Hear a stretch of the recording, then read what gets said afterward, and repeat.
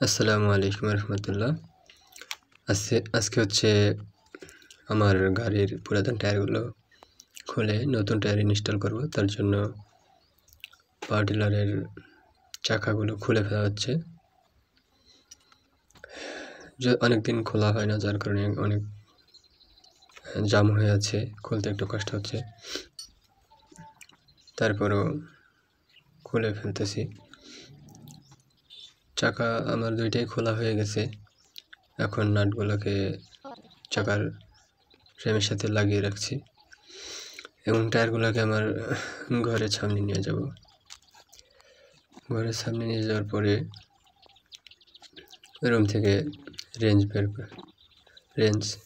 বের করব। বের করে আপনার হচ্ছে এগুলো খোলার চেষ্টা করব। যেহেতু অনেক দিন খোলা হয় না, তার কারণে হয়তো বা অনেক কষ্ট করে খুলতে। যদিও আমি আপনাদেরকে দেখাইনি, আমার নাটগুলো লুজ করতে অনেক কষ্ট হয়েছে। আপনারা এখানে হয়তো খুব সহজেই দেখতে পাচ্ছেন যে খুব সহজে হয়ে যাচ্ছে, কিন্তু আসলে কাজটা এতটাও সহজ ছিল না। আমি যদি আগে থেকে বুঝতে পারতাম যে এতটা পরিশ্রম হবে, তাহলে আমি অবশ্যই মেকানিকের কাছে নিয়ে যেতাম লেদে। এই যে হচ্ছে নতুন টায়ার, এগুলো আমি ইনস্টল করব। এই যে রিং দুইটাই খোলা হয়ে গেছে, এখন একটা খুলতেছি, খুলে আর কি নতুন টায়ার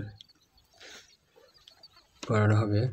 আর রিংগুলো অনেকদিন খোলা হয় না, তো টায়ারের সাথে একদম লেগে আছে, মানে হাত দিয়ে বেরিয়েও খোলা সম্ভব হতেছিল না।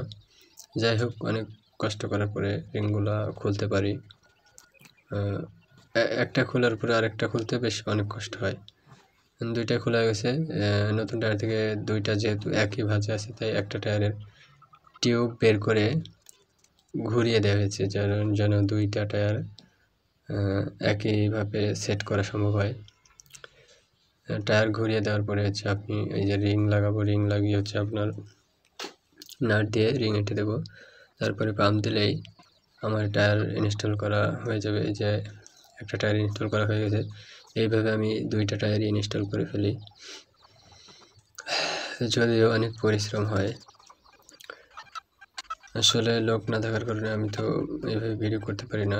এইভাবে যে একে একে দুইটা টায়ারই আমার হচ্ছে ইনস্টল করা হয়ে যায় এবং নাটগুলো টাইট দিতে আমার বেশ অনেক সময় লাগে। ইনস্টল করার পরে এই যে আমি এটা রুমে নিয়ে এসে রাখি এবং